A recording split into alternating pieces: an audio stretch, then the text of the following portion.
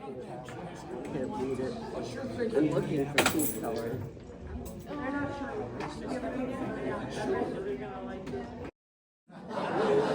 Okay, good. Good. I teach at Michigan State University, so you'll forgive me if I'm a little dull, being a professor and all. It comes naturally. Near Ann Arbor? Huh? Is that near Ann Arbor? No, it's miles and miles up the road from Ann Arbor. First rule of business. What do we call this stuff? What? Yeah, I see you in the back row. We, for the next hour, will not be calling this soda pop. We will not be calling these carbonated beverages. We will not be calling them, oh, well, especially we are not going to call them Cokes. Okay, like they call everything in Atlanta. This is pop, and the Faygo book is a love story. Ooh. Didn't know you were going to get that. Yes, Faygo and Detroit have an affair with each other. Let's see. I always have to start with this. That is Susie Fagenson. Here's the story. I did an earlier book, and people in Flint know about this. It's called Coney Detroit. Yes. Anybody seen Coney Detroit, the book? No. Yeah. If you look in it, you will see Angelos, you will see Kogels, you will see Mega Coney Island, and my Flint favorite, Starlight. It's all in there. And I had so much fun working on that with my friend, Catherine, that I built up a tremendous thirst. And I said, well, what can I do for fun now? And I said, I know, I'll do a book on Faygo. No, probably somebody already did it. But no, there was no Faygo book. Hard to believe. 2 about Verners already, but none about Faygo. So I took 2 copies of the Coney book to the Faygo headquarters on Gratiot Avenue in Detroit, and I took them to the local president, and I gave him 2 copies. I said, this is the kind of book I make. It's colorful, it's fun, it's bouncy. Now I would like to do a book about Faygo. How about it? And he looked at me, and he said, if the president of the company wants you to do a book about his company, I'll let you know. So this did not bode well. He didn't answer any letters after that, no phone calls, no emails, nothing. So I was stuck. I was complaining to my journalism students. I said, and I guess I was supposed to be teaching at the time, but I was talking about Faygo. I said, for you guys to write any stories, you have to interview people. You have to get sources, because what do journalists know? Nothing. Journalists don't know anything. They're not paid to know anything. They're supposed to get the stories from the people who know something. And I couldn't get the Faygo story because Faygo would not talk to me. And way in the back of the room, a student named Alex raised his hand, and he said, do you know Susie Fagenson? And I thought, Alex is on the moon again. I said, no, I don't know Susie Fagenson. Who is that? He said, well, Susie Fagenson is a member of the Faygo family. I knew so little that I didn't know there'd been a Fagenson family. And I said, she was a member of the Fagenson family? He said, yes, and my high school English teacher. I said, oh, do you have your high school English teacher's email address? He said, of course I do. And he gave it to me, and I emailed her like 5 times before she would finally answer. And we began meeting in a restaurant along a busy road, Telegraph, with a lot of windows where people could see what was going on in there. And I began asking her questions. So then I start to learn what Susie knows. This photograph was taken in her garage. That clock was brought home by her father, who was running Faygo when she was growing up with his 2 cousins.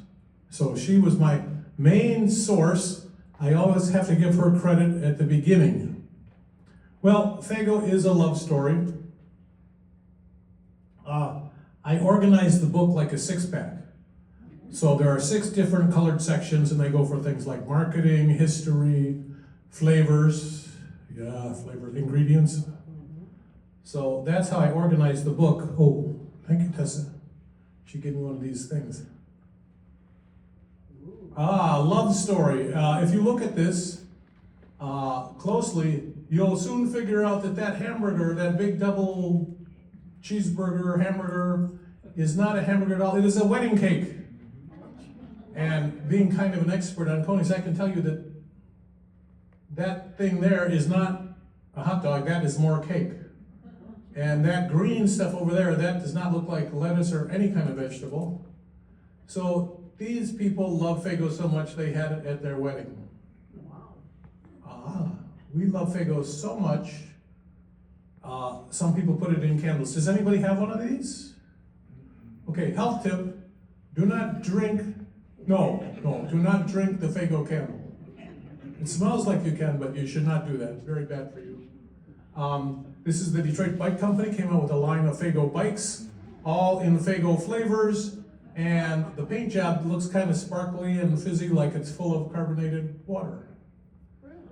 There are a couple places now that make Faygo ice cream. They have permission from Faygo to make their own Faygo ice cream.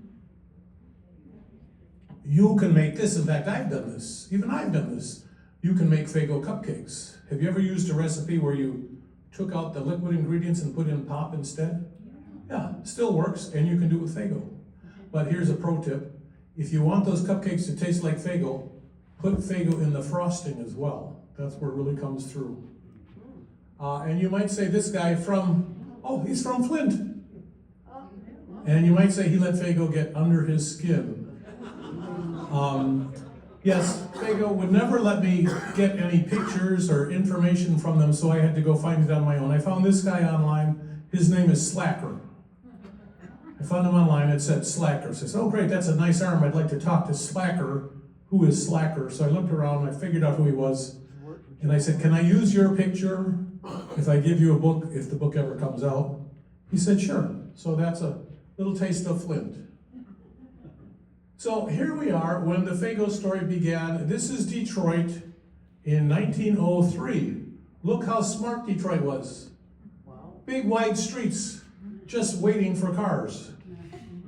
If you look, you'll see some ladies in long dresses, some horse-drawn trolleys, not much else. And around that time, somebody dropped in on Detroit. Boom. He came from Cleveland.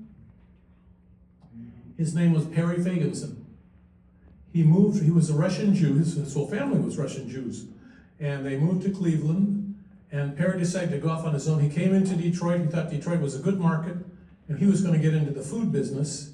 And so he started a bakery in 1905. And he almost immediately decided he had made a huge mistake. Perry hated being a baker. Are there any bakers here? No, of course not. Why did he hate being a baker?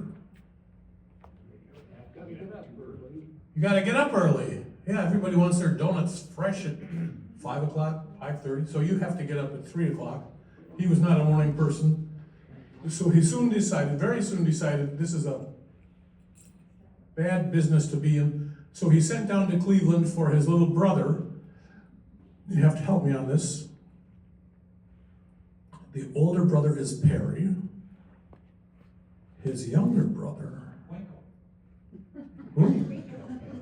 Now you've got the book, sir, look it up. Somebody brought in their own book, in case the talk is more boring than he expected. So he sent for his little brother. His brother came up. The little brother was the smart one. He said, well, Perry, when do we start? And he said, start what? He said, start making cakes and donuts and all this bakery you've been making. He said, we're not doing that. What? We're going to make pop. He said, make pop? He said, well, yeah, you work for your in-laws' pop company in Cleveland. We'll just start a pop company up here and I can sleep in a little bit. And he said, well, I work for a pop company, but I don't have any recipes, Perry. Did you find the brother's name? Ben. Ben, thank you. Gosh, it's so great to have a lot of people who are smarter than I am. So he said, well, not a problem, Ben. what we're gonna do is we're gonna take some of these frosting recipes from the cakes, we'll just turn them into soda pop. So maybe the Faygo tastes a little sweet because it's based on frosting, like drinking frosting. So they started their company. Now, Ben was not a good Perry was not a good businessman at all. He started the Faygo company in November, this is an anniversary month of 1907, 20 days into a worldwide recession. Bad time to start a business, who knew? And the other problem he had was that in that day, pop and the bottles that goes into the bottles were a problem. First of all, they didn't hold tightly enough.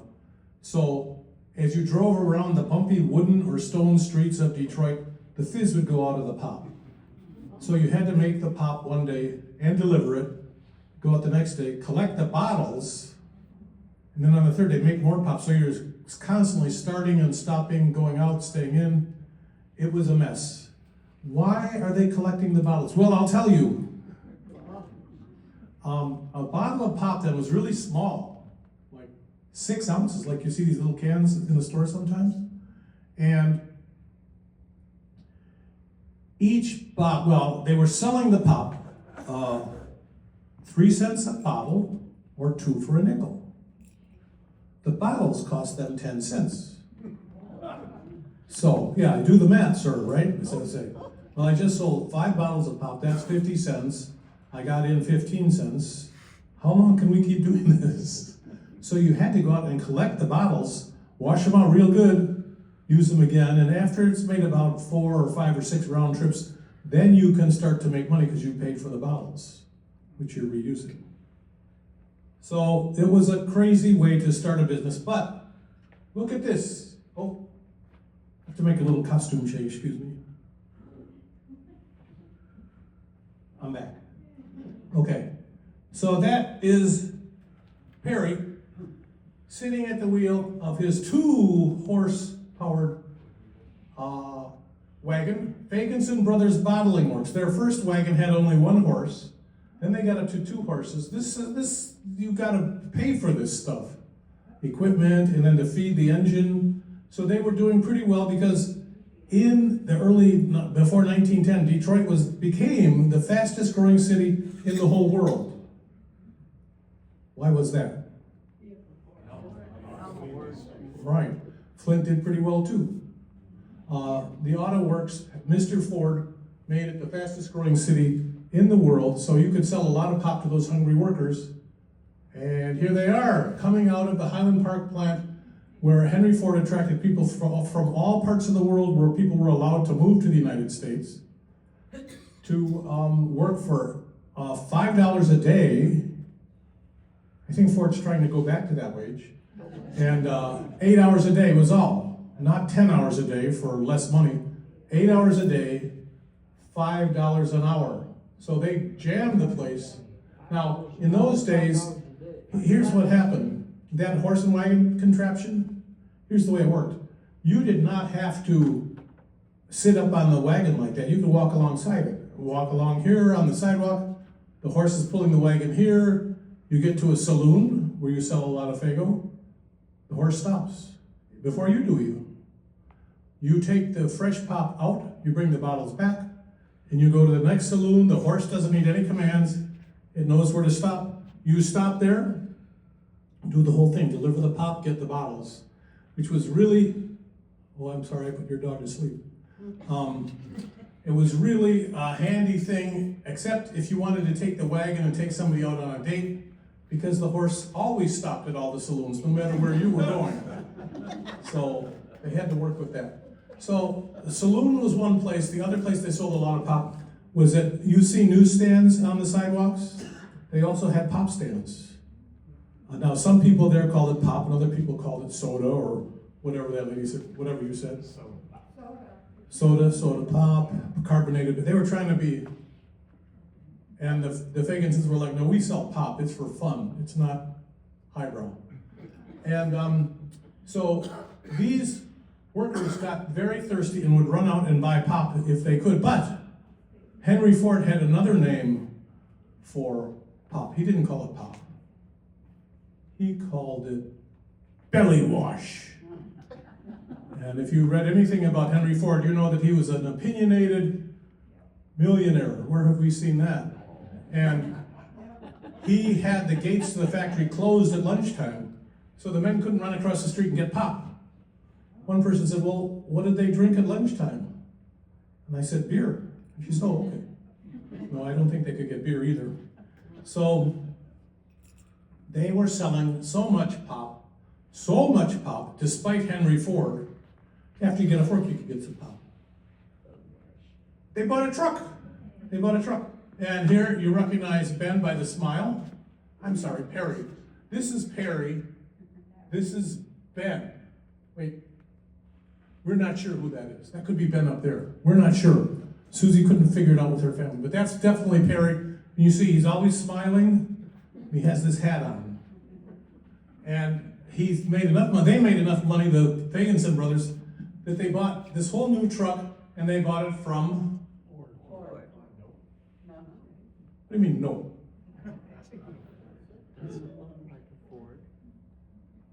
The Grabowski Motors Company. It says GMC. General Motors absorbed Grabowski. They make trucks. General Motors brought it in, and they liked the logo so well they used it for many years afterward. This was either a late model Grabowski or an early model GMC. And the Fagensons had it for deliveries, but Perry said, there's no hard feelings. I bought a Model T for personal use, despite Henry Ford's problem. So they're making pop hand over foot, and eventually their house, I didn't tell you this, they were making the pop, like if you started a pop company, you'd probably start it in your living room, wouldn't you? That's what they did. They started in the living room. There were bags of sugar in the, well, probably, I hope, the kitchen, but they also had wash tubs and rubber hoses and bottles and things for washing bottles and sugar and flavors. So they were using the bedrooms, the kitchen, the living room. The whole house was full of Popworks. And eventually they couldn't keep up with the demand. So, smart businessman that he was, Perry said, we're gonna need to move out of the house to make more room for pop. And his little brother said, that's not what people do. What we need is a factory. That's where people make stuff. He said, oh yeah, I've heard of that. So they moved the Popworks into a brand new, state-of-the-art, cutting-edge, modern factory. Now this is a little bit of guesswork on my part. I usually try to tell the truth, and when I don't, my nose grows, and I tell people what I'm doing. Okay?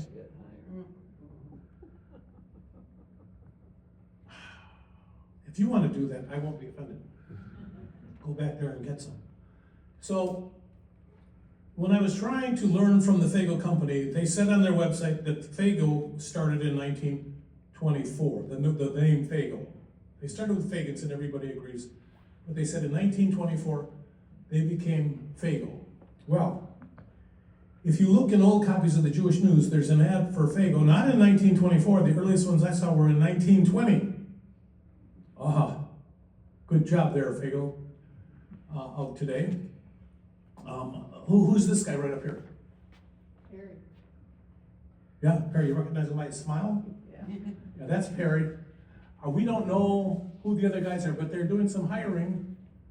And what happened was, this is the guesswork. There's a newspaper article about, it's an ad actually for Faygo Pop. There's an article about the Fagensons building a new factory in 1920. All those things happened in 1920. So my guess is the factory was new. The article said that's when it opened, 1920. It still says Fagenson Bros on the cases, so I don't think they had new cases yet. And in those days, you didn't take a picture like every time somebody eats a sandwich or falls down. Photography was very expensive. It had to be reorganized in advance, and you had to have people stand very still. See, this guy just sneezed, so his face is all blurry. So I think somebody in the family, my guess would be Ben, said, this is kind of historic, opening up a factory for our company. Let's get some pictures. So they did. So my guess is this is 1920, the factory is new.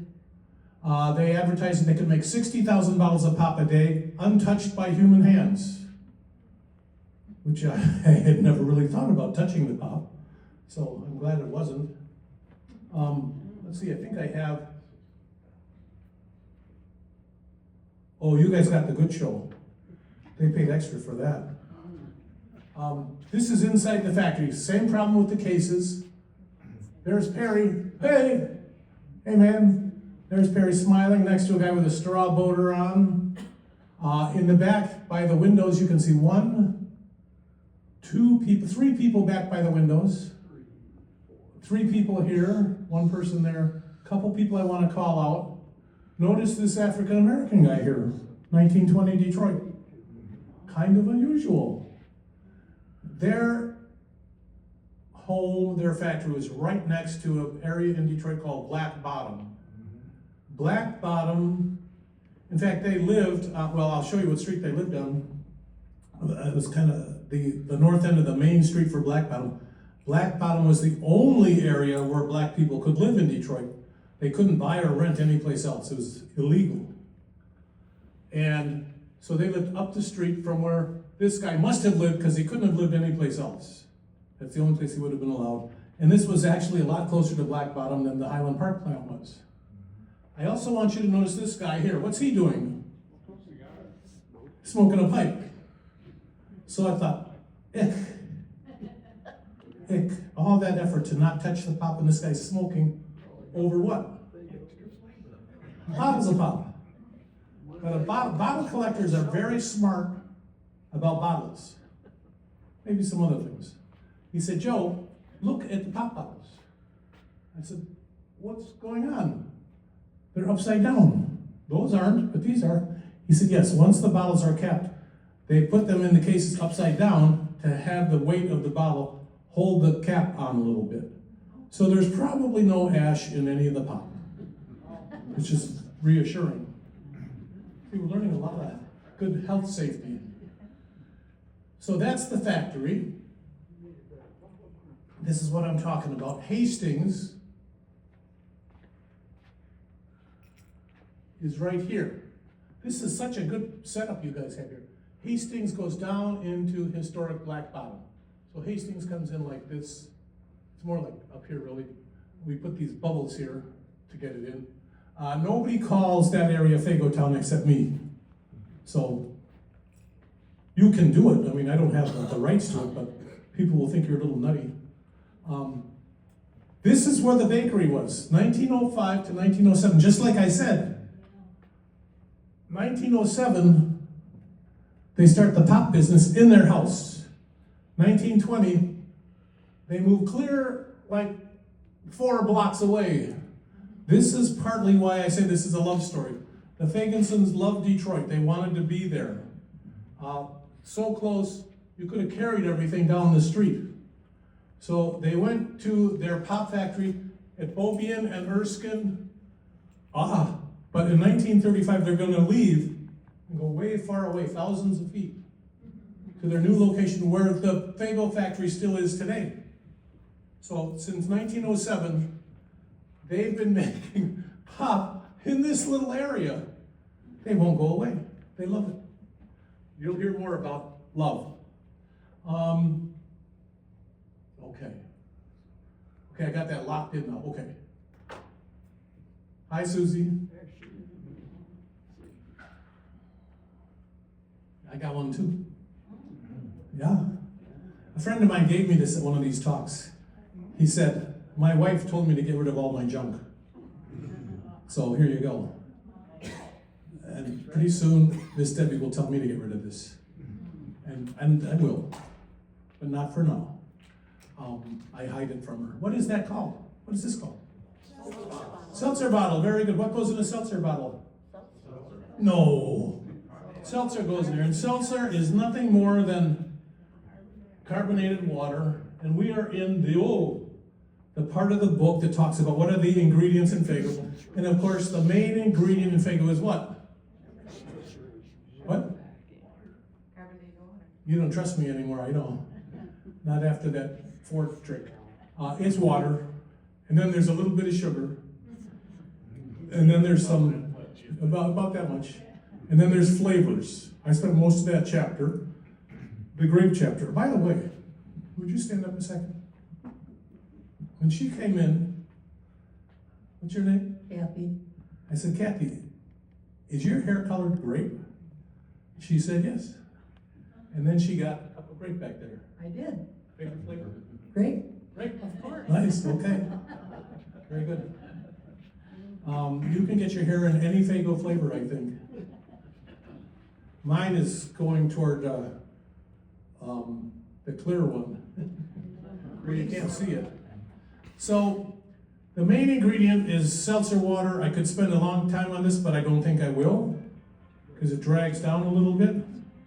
So let's just skip along here. I'm going to get ready for another costume change. It's okay, I'm changing. I need a little music. Okay, I'm back. Okay. Yeah, see? So, what's that guy? What did you call him? Did you used to date him? No, my mom probably did. Oh, your mom probably did. I was gonna say, is that the soda jerk sitting next to you?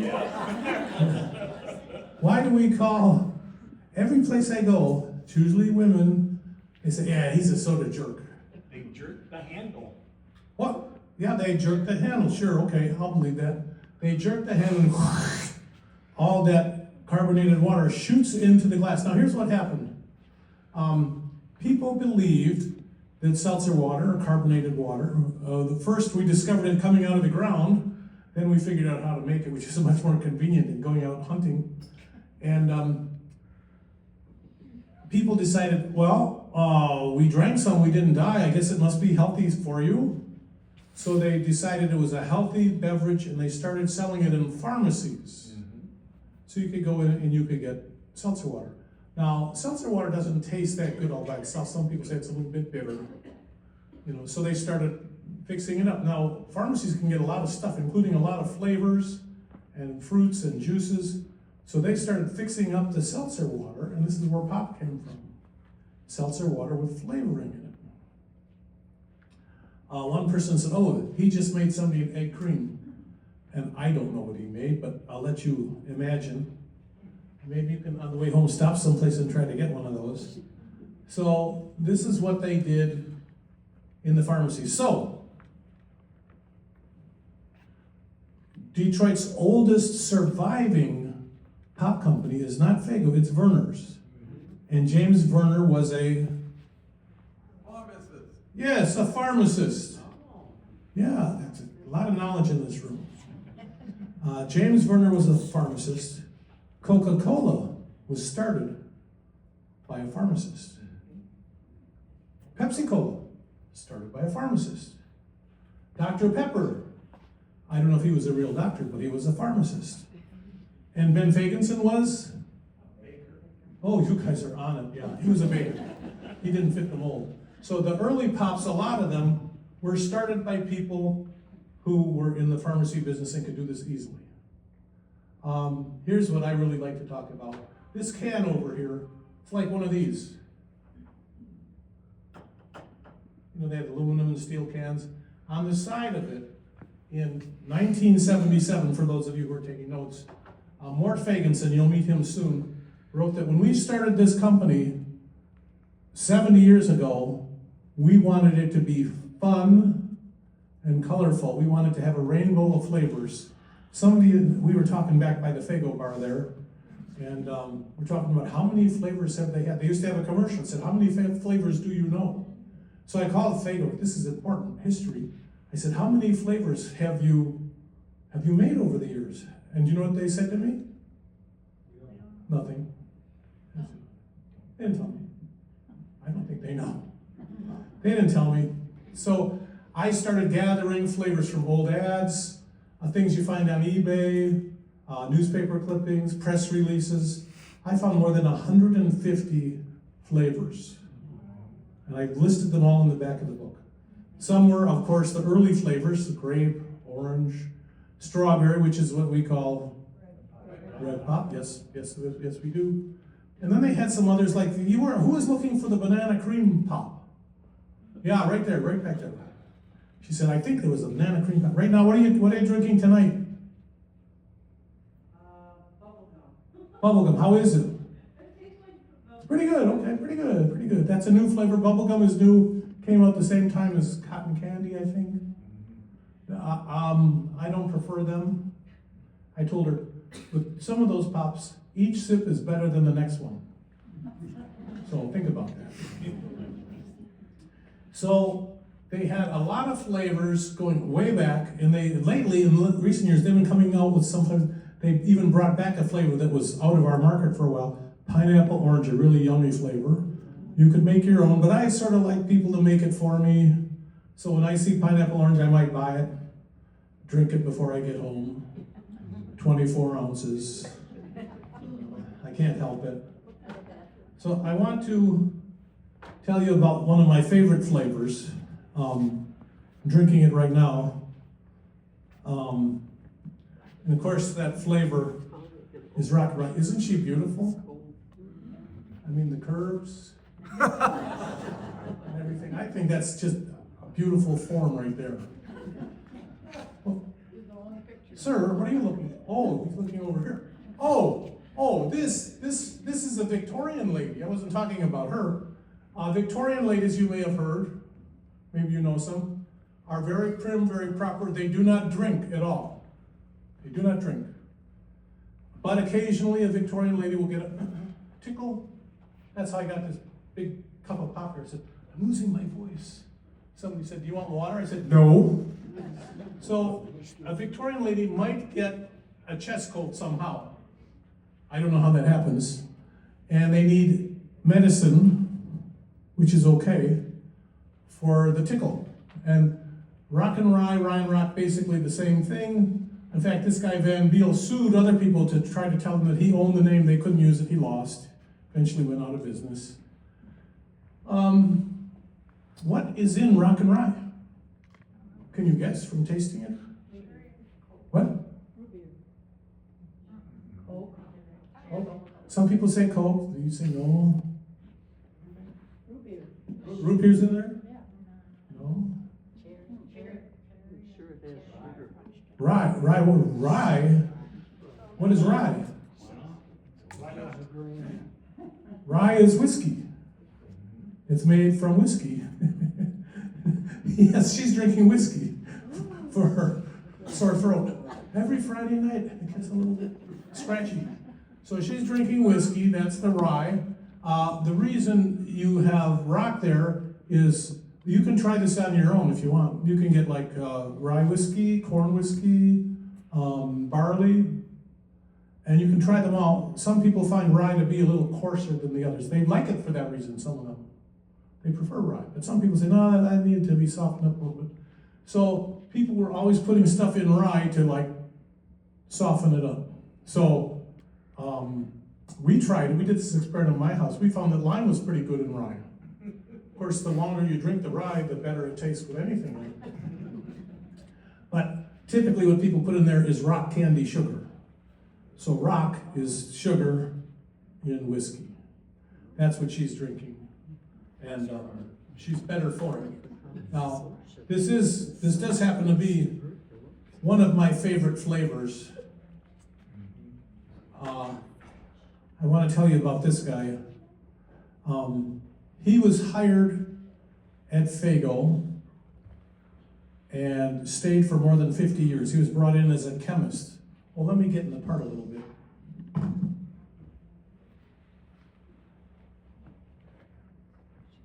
This over here, this up here. Don't you love seeing a man put on an apron sometimes, especially if he's not grilling? Maybe he's vacuuming. Wouldn't that be nice? Yeah, I'd like to see that, right? Yeah. Never happens. Oh, I'm sorry. Is she with you?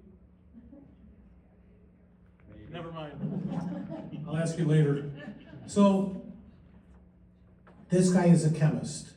And what happened was Perry's getting older, and he said to this guy, "You're going to have to look me up again. What's this guy's name?" No. This is somebody who worked there. He's not a Faganson at all, but he was known. That picture's in the book. He was known around Faygo as Mr. Faygo, the company historian. And Perry said, "I'd like to say his name right now. Let me know." He said, "I'm having trouble getting up on top of all these kegs and casks and climbing the ladders and everything. I need somebody else to be able to make the Faygo, right? Secret recipes."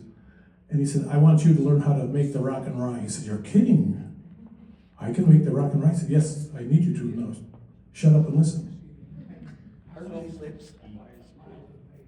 So what happened, I'm going to tell you how to make rock and rye right now. Okay, maybe you want to make some notes in your phone.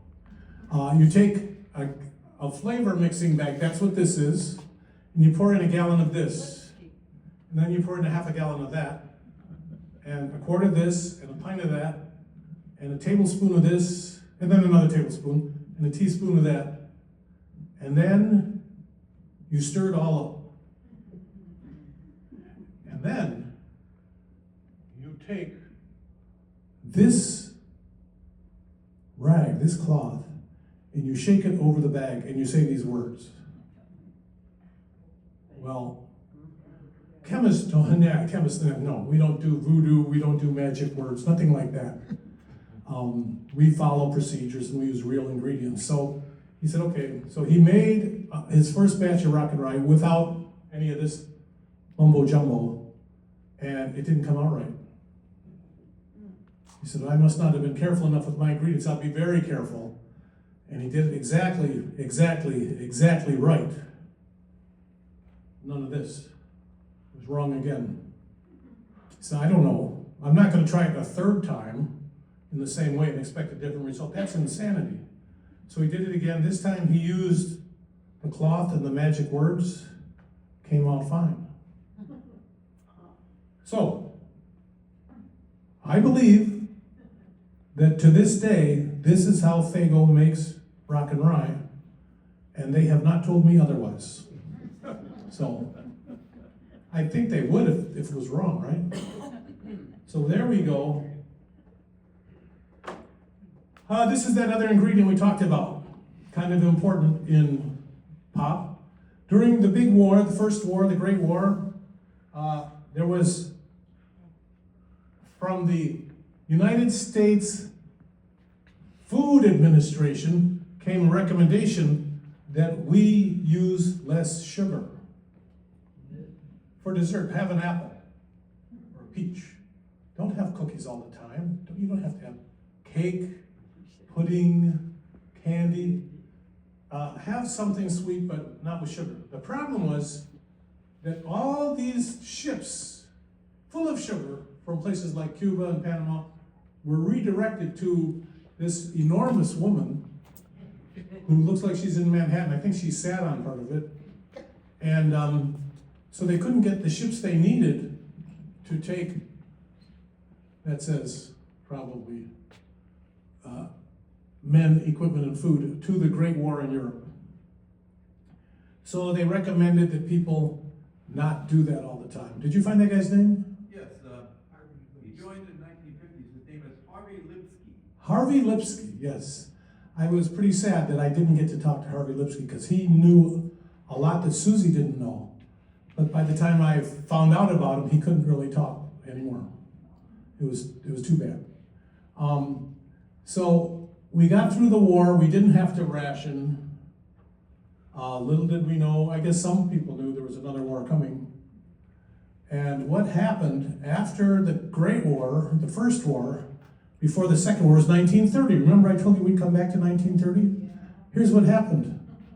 Black Bottom got full. It was full. They needed more workers, but there was no place to house them. Somebody said, well, maybe we should make Black Bottom bigger. Somebody said, yeah, right. Kick people out of their houses to make more room for black Detroiters? I don't think that's going to work. So somebody had a bright idea. They said, let's not make it bigger, let's make it taller. We'll put high-rise housing there. So they created 2 high-rise housing projects, the Brewster and the Douglas. They said, we'll just stack people up now. He said, well, we do need a place to put these high-rises. What have we got? They said, well, there's a pop factory there. It was the Fagensons' pop factory. So the city and the feds condemned their pop factory, took it away, and told them, you guys have to move, here's some money, go away. So they went over to that place I showed you on Gratiot, out there. And this time, it was Ben to the rescue. He said, Perry, I found the place. It's Horse Mart. Horse Mart? Yeah, it was the place where, it's like Eastern Market, but it was the place where Detroiters bought, sold, and traded horses. It had been, later it became a factory for a Canadian truck company, which left. So it was wide open, and Ben said, Perry, let's buy this place. He said, it's way too big, man. We can't fill that up. I said, I know, but it's empty, it's cheap, it's in the neighborhood. Maybe we'll grow. Maybe we can let other people use part of it. So they bought it. They moved in right away. And this is a picture from about 1954, and you see that they wound up getting this. This had been owned by a family named Dawson that had the Pepsi-Cola bottling business. And they put up the money for the Dawson Great Lakes Museum. Have you been there? If you go to the Dawson Great Lakes Museum, you should, it's wonderful. They just had a big memorial for the Edmund Fitzgerald. And there's a speedboat outside in a little house that's called the Miss Pepsi. On the other side of this building was the Coke factory. So what had happened was the Fagensons moved into a part of Detroit that other people called Pop Alley.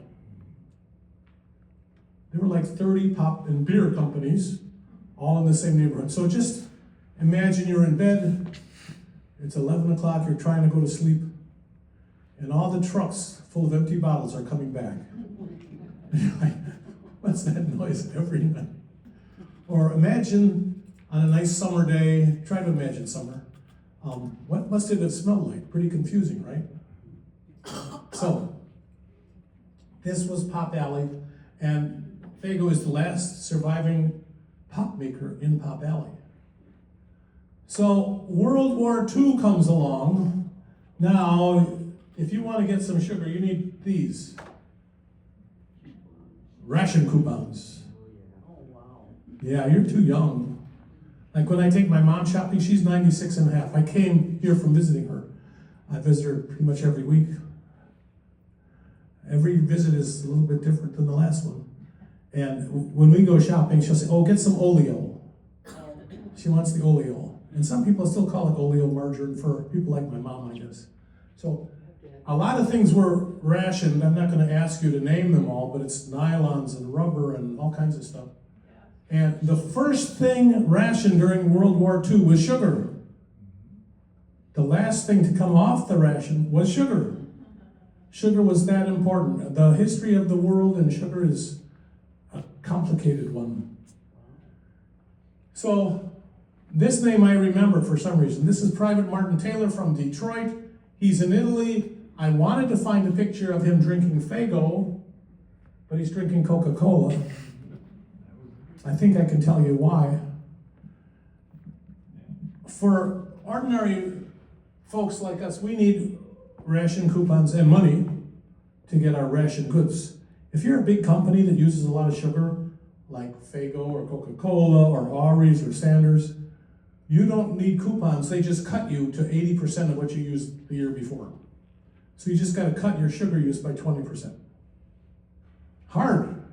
They say, well, sell fewer pies or find something else to put in your pies, make them smaller, whatever. You figure it out. It's a war. Well, there was a sugar rationing board in Washington, D.C. And being a very patriotic company, Coca-Cola was, they offered up one of their highly paid executives to work for free with the sugar rationing board. He would go to the meetings and help them figure out what to do about the sugar problem. And it was really nice to have that expertise at the table. And around this time, a lot of letters were going to the president's office from the battlefield saying, we need Coca-Cola. We can't win this war without it. The men's morale requires Coca-Cola. Well, the guy from Coca-Cola had heard about this. He said, we would like to help, but we are not asking for a special exemption. No, we'll stick to our 20% cut. However, if we could get some sugar just for the soldiers, we would provide the need no matter what the cost is, and we will help win this war. Well, the federal government is not stupid, is it? And that didn't come out right. They said, okay, Coca-Cola, here's what we'll do for you. You can get some, it's not extra sugar, it's sugar for the soldiers. You can get some sugar for that. But you have to build 10 Coke factories near the theaters of war. They said that would be very expensive. But either we're patriotic or we're not. So they built the factories. And at the end of the war, Coca-Cola had become the largest pop company in the world, somehow. Well, the war eventually ended. The rationing stopped. And these three important people, see, this time I put their names up there so I can read them. Yeah. And you don't have to. That's Perry, no hat, big smile, and he's really happy because he has sons, Morton, aka Mort, and Herman, and Susie's dad, Phil, who are going to take over the company when it is 40 years old. So we know that this is 1947, and those are big bottles of ginger ale, I think, quart bottles. And he's happy because if you start a company and have to hand it to the next generation, sometimes there's not a next generation there. Susie did not want to run a pop factory, for example. But Perry had 2 sons and a nephew who were happy to do this. Now, during the war, Perry lost another son to an illness in Detroit. And actually, who else isn't here? Ben, where's Ben? Ben died in the war years. So they're here, they're ready to take over. And as we all know, when there's a change in ownership, there can be a change in ideas. Don't get excited, this is as far as I go. And don't leave either for that reason. I thought I saw somebody pull out a dollar bill.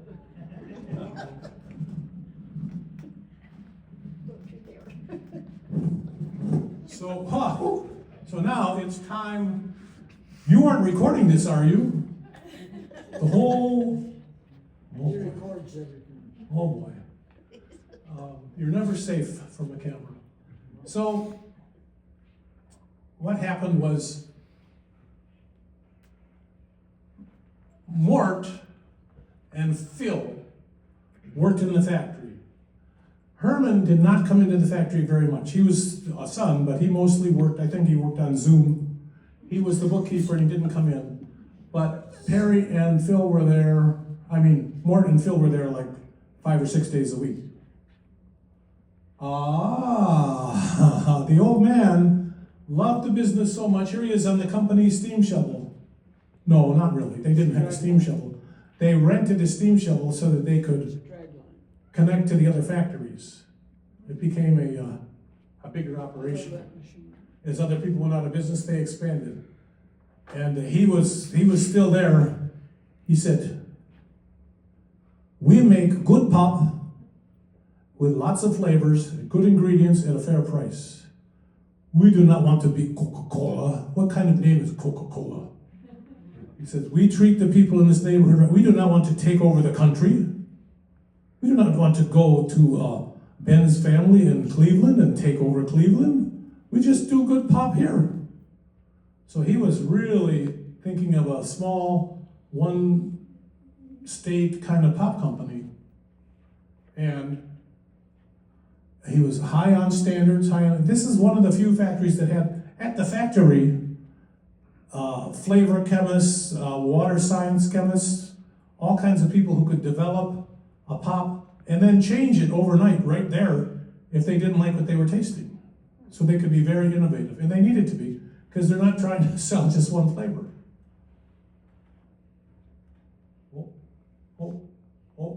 Okay, so who's this? This is Phil, and that's Mort. I call them Hollywood Mort, and they are on the orange line. Did you know that Detroit had an orange line? Yeah, there they are. This was probably a promotional picture that I got from Faygo, but not from Faygo exactly. When they came up with a new kind of resealable bottle cap. They were big innovators in flavors and packaging and advertising. There we go. Okay, so these costume changes are going to kill me.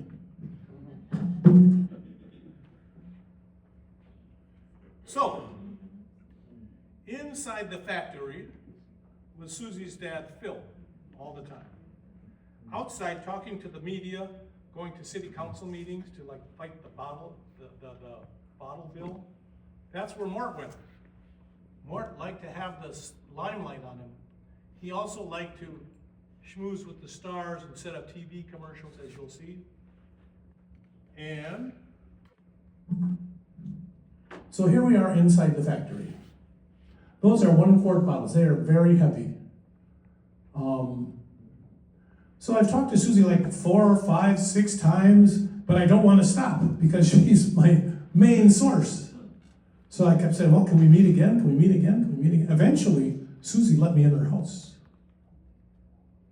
I went there with a female photographer who's a good photographer and female. And I thought that might help me get in the door. So I did. But we went to her house to take, she said that she and her husband had a place called Faygo Downs. Because she's a big Faygo person, her husband is a big horse race fan. So we wanted to see Faygo Downs. It was not as impressive as the name is, but she had some things in there we took pictures of. So on my maybe 6th interview, I'm like, what am I going to ask her? What haven't I asked her? So I said, Susie, did you ever work in your dad and uncle's factory? She said, yes. You did? Yes, I was a summer worker. What year was that? 1968. Well, I heard a knowing laugh.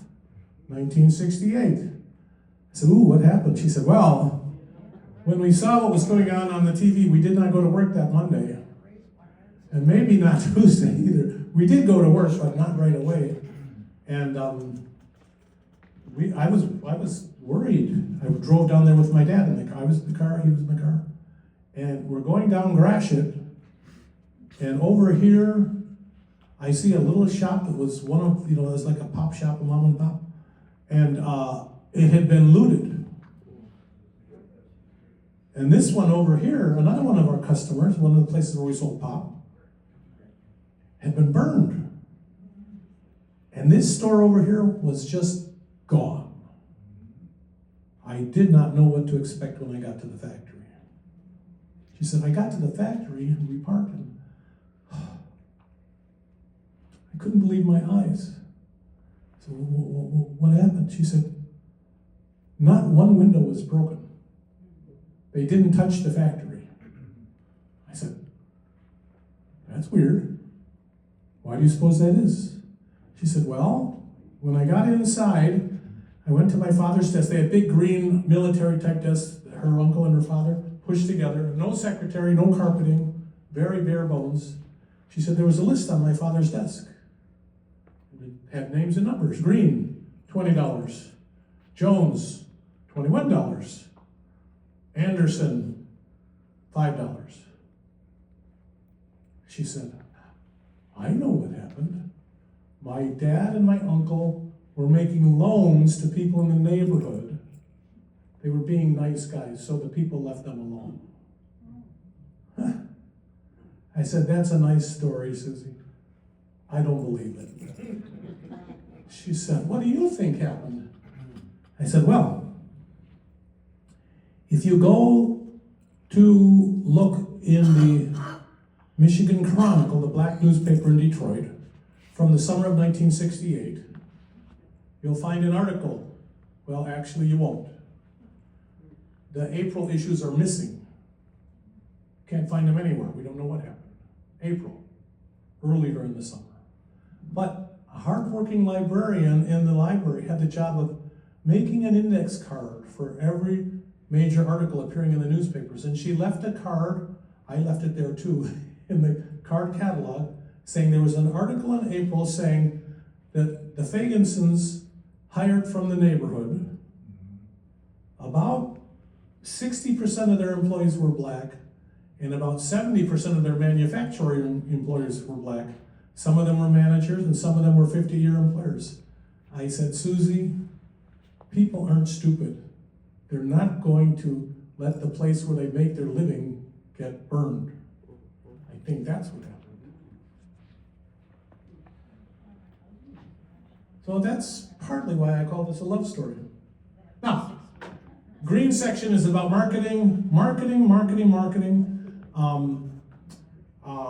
Both guys, Mort and Phil, did some marketing. Mort did this one.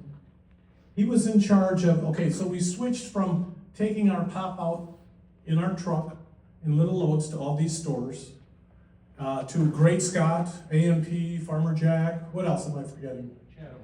Chatham. They got big trucks, and they brought a mixed load to all their houses, because people got tired of always ding ding, the back doors here, oh, here's the pop, here's the chips, so they started making up the loads at a central warehouse and shipping them out. So Faygo responded by shipping their pop to those warehouses in big trucks like this.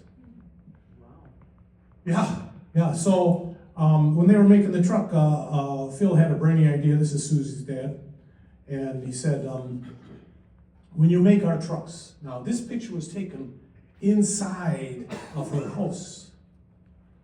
Inside. I asked her, I said, is that Perry Fayginson or Phil Fayginson? Or both of them? She said, that was just Phil. That was my dad. Okay. Perry probably would have thought that was too fancy.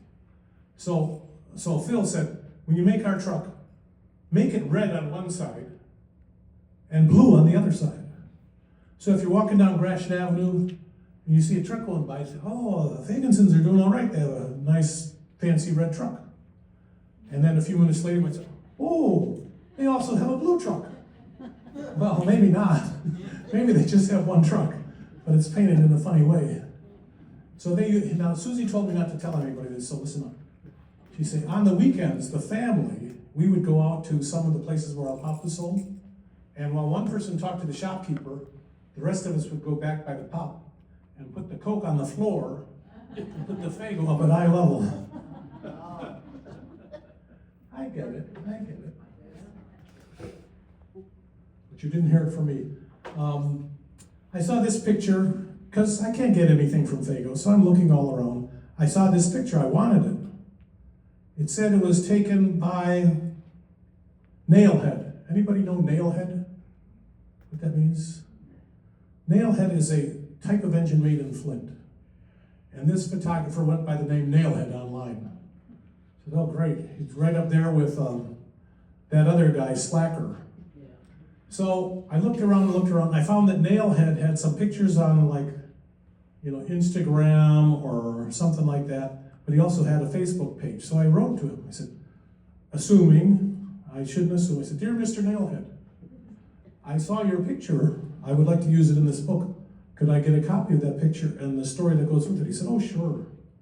So he said he had been going by this store for years and it was always covered over. And one day he went by and he saw these ladders and these men stripping off the siding as they did their work. This is called an advertising mural. And a couple days later, new siding covered all of it up again. We'll see some others.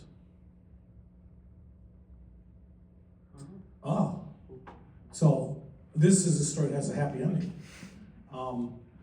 This sign, advertising mural, was in downtown Detroit. Beautiful, beautiful. People loved it. And then somebody, because they own the property and they have the right, they built a big store and covered the whole sign up for like 20 years. You couldn't see the sign. But then there was a huge fire that destroyed the store. So they had to tear it down, and then you could see the sign again. So there's your happy ending. Yeah. Well, after about 14 months of that or something, somebody vandalized it and ruined it. Couldn't be restored, really. So what Faygo did was they put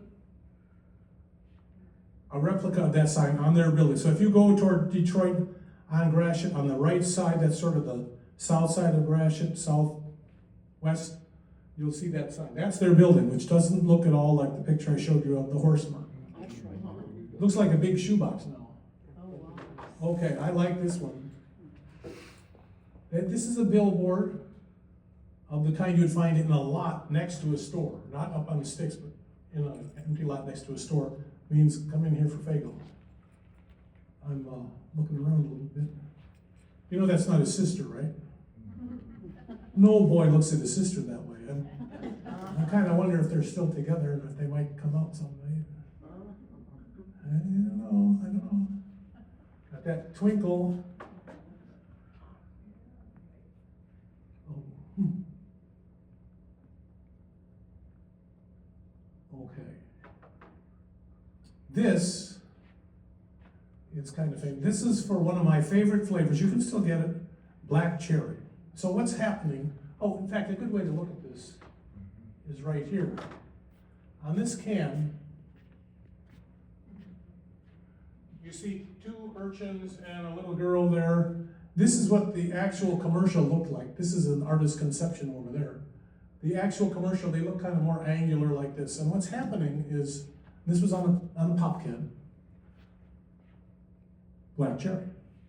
What's happening is the kids are playing in the ground and they they hear Faygo, black cherry. Oh, the black cherry man. So they're scrabbling around in the dirt trying to find some coins. And if you look here, you'll see this little boy throwing a couple coins up in the air. And this little boy has what looks like a tin can. And the black cherry man poured a little bit from those quart bottles into the cup, and the kids could have some black cherry. Well, in the commercial, this was an early TV commercial, and Donor Advertising in Southfield did their TV work, and some of their other work. The second little boy, the last one, went over by the little girl and poured the last few drops out on the ground. And she got nothing. So the black cherry man sees this, and she looks so despondent. He flips a coin over her head.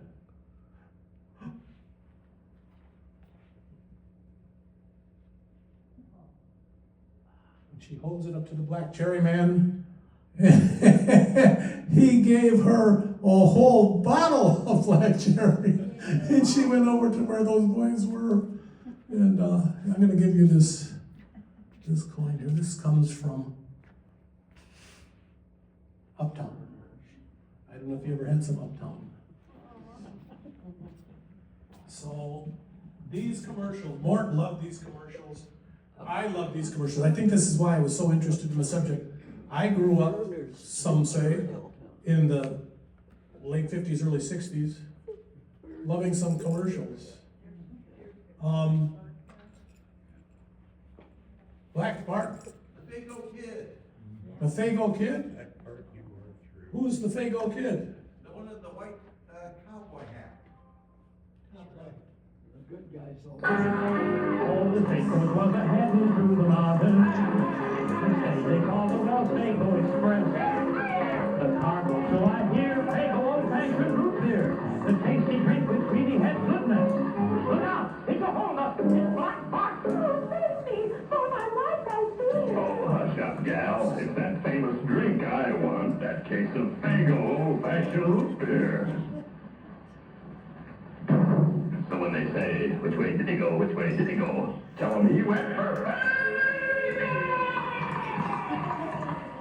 Stand where you are. Black Bart, you are through. It's the Faygo Kid. Madam, do not fear. I will save your Faygo old-fashioned root beer. So the stagecoach went on heading through the mountains, and old Black Bart went off in jail, I hear. The Faygo Kid. Which way did he go? Which way did he go? He went for Faygo! He went for Faygo,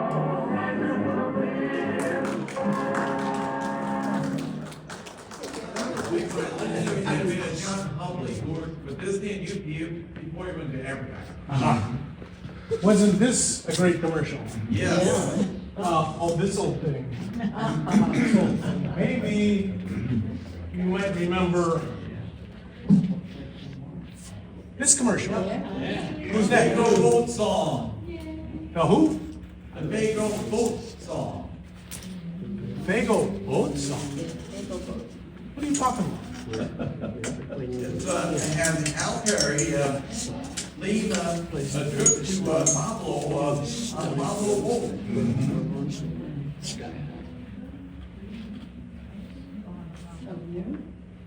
It was not the Pablo boat. You got to read that book again. People thought it was the Pablo boat. People who know the Pablo boat looked at the commercial and said, "That's not the Pablo boat." Here's what happened. Donor thought of this idea of a boat song too late in the summer to film it on the Detroit River. So they flew a lot of Donor employees out to California, where this guy, who had had a big career in radio and then a little bit of a career in TV, the Great Gildersleeve was his radio name. So they made the commercial on a boat called the Fiesta off the coast of Acapulco. But a lot of people think it was the Pablo boat, but it wasn't. This record, you can probably still buy this on eBay. I think that is where I got it. That's where I got a lot of my stuff. They were selling the record with the sheet music for like 75 cents, and they sold, I think, 70,000 copies. And I think at the time, the Fagensons had to package it up themselves. I don't think they had secretaries yet. Who does this remind you of? The Muppets. The Muppets. Jim Henson made this commercial. He made about 10 Faygo commercials. They were all about 10 seconds long. He used to make also little station break commercials for a coffee company called, don't tell me, I'm gonna call this one up.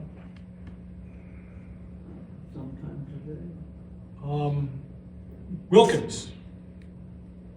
Wilkins. And the way it works is the big puppet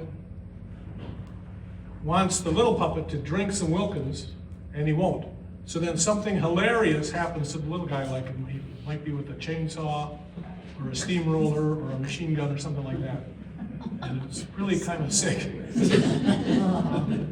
I listed URLs to all the Faygo commercials I could find in the back of the book.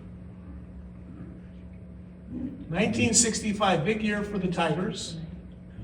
And I have to tell you, this is from 1907. Oh, yeah. It was the news. And that's Ty Cobb, who, no kidding, made more money promoting Coca-Cola than he ever did playing baseball. And he was pretty good at baseball.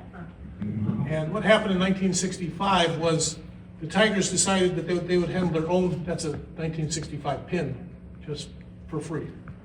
I found it, so there it is. The guy who was in charge of selling the commercial time said, "I don't know anything about TVs other than to turn one on." And Donor came in and talked to Hollywood Mort and said, "We can get commercials at a much lower price than we used to, and we can pick our games." So they picked some games. Donor came back and said, "Good news, we got all the games you wanted.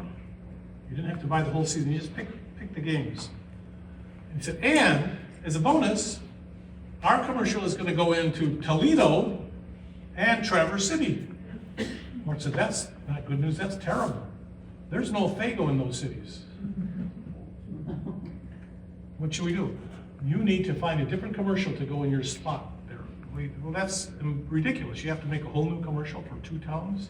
So then, now we know he wasn't still around, but somebody had a brainstorm and said, let's make more Faygo and put it in those towns and advertise it and have pop dealers push our product. Well, people in places like Toledo said, this stuff is great. Why have you been holding out? Send more, send more. So then, by now, Perry's gone. So the next generation says, wait a minute. We don't have to stay out of places like Cleveland. We could be regional. We could be the eastern half. We could be the whole country. So they start dreaming big. And Mort gets carried away. He has some commercials made, very expensive, because he's using stars. Who's that? Soupy Sales. Oh, wow. And Soupy Sales said, George Washington may be the father of our country, but Faygo is the pop. I bet he wrote that himself. I mean, Faygo is the pop.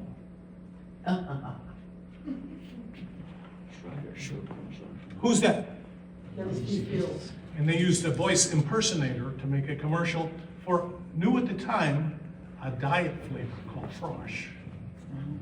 And so in TV commercials and radio commercials, the voice said, any pop that's not made for small children can't be all bad.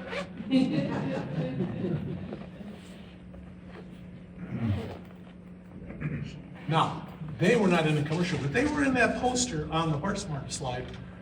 That is a Lois Collier and Boston Blackie. They had a cop show, and Faygo was a big sponsor. And this pop here, I would love to try. Chocolate cream fudge, I think it is. I would try it. Who's this? Tommy Hearn's the Motor City Hitman, and what's he selling? Punch.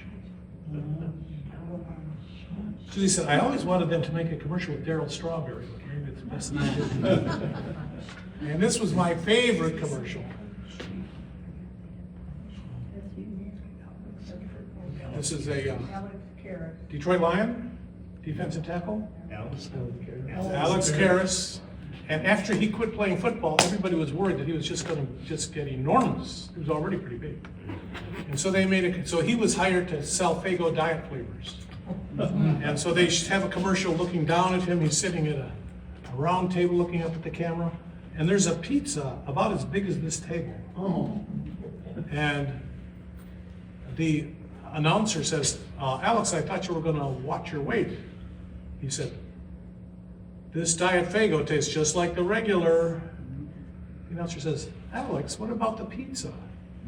He said, oh, Faygo doesn't make pizza.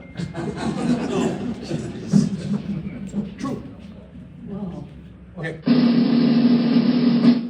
We're going to skip that. I'm looking at the clock. And in the book, in each chapter, there's a pop quiz. See what I did there? So we're not going to have a pop quiz right now, but you can get it. So here's what happened. Now, Mort looks a lot like his father used to look, which is to say not happy, because he wants to build a nationwide pop empire, but nobody in Detroit can find a piece of land big enough for him to do it on, because all the vacancy in Detroit is kind of hodgepodgey. They offered him Zug Island, which would make poison pop. They offered him part of the state fairgrounds, but nothing would really work, so he's getting stressed out, and they're band-aiding it. There's the Red Pop mayor, Coleman A. Young, had a refrigerator in his office with a sign on it that said, if your name is not Coleman Young, this pop is not for you. And there's the three of them. Susie's dad is in the middle, there's Mort on the end, and Herman on the other end. Detroiters are mad. Verner's is left. Pulled out of the city, laid everybody out. Hudson's imploded. The Pistons moved out of the city. The Lions moved out of the city. For a while, that seemed like a good thing. Now it does again. Vlasic Pickle left. Motown left. How could that even happen? It should be illegal. Motown went to California, came back. But here's Mort looking happy. I don't think it's just the moonshine. What happened was In the company newsletters that Susie gave me, he was writing to the men and women at the factory saying, I hope you guys are surviving this Arab oil embargo pretty well. It's driving the fuel costs crazy. The next year they came out and said, look, we can't run a big pop company and drive pop all over the country with gasoline prices this way. We're just gonna stay local. And before too long, they sold, because Susie did not want to run a pop company. It wasn't in the family. They sold first to Tree Sweet, and then shortly before it went out of business, Tree Sweet tossed it over to a new company called National Beverage, which didn't have any pop lines at all. And now it makes Faygo, Rip It, which, excuse me, but I am not putting anything called Rip It in my body. And there's another one they make, Shasta. So that's what, but here's the story, here's where you come in. The pop business has fallen on hard times. A lot of people are drinking water. Smart water, stupid water, electrolyte water, all kinds of water. People are drinking tea, they're drinking milk, they're drinking all kinds of things. They're not drinking pop. Now you can try to drink that LaCroix. I don't like it. You don't like it either? It'd be nice if you drink a little Faygo. I was a little surprised when I saw the Faygo sign on these LaCroix. I learned out. LaCroix is bottled in Detroit. So if you're not going to drink more Faygo, there's one thing you can do. The first thing I want you to do, I've got to think for a second here. Lean to your left. Oh, you guys are good. Okay, now you can lean to your right. And left. And back. And forth. Keep that motion going. Get ready for this. This is something you can do to help Faygo. Words are all right here. I want to hear them. Everybody ready? Comic books and rubber bands, climbing to the treetop, falling down and holding hands, bicycles and red pop, only rides on Sunday nights, roller skates and yo-yos, fairy tales and snowball fights, climbing through the window. Remember when you were a kid? A part of you still is, and that's why we make Faygo.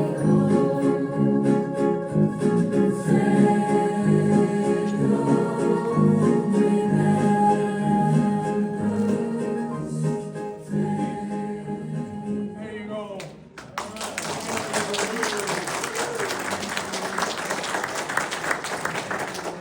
Well, that's our program. Is there any Faygo left? A little bit for the road, maybe? Okay, I'll be in the back. I have books. This is what I like to say, attention holiday shoppers. I have books in the back. I'll sign them. Same price as if I don't sign them, $25. Thank you very much.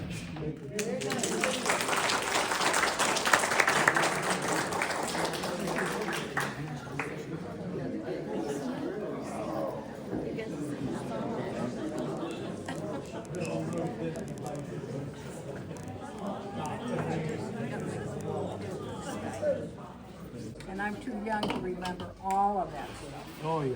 Well, that's why I write sometimes.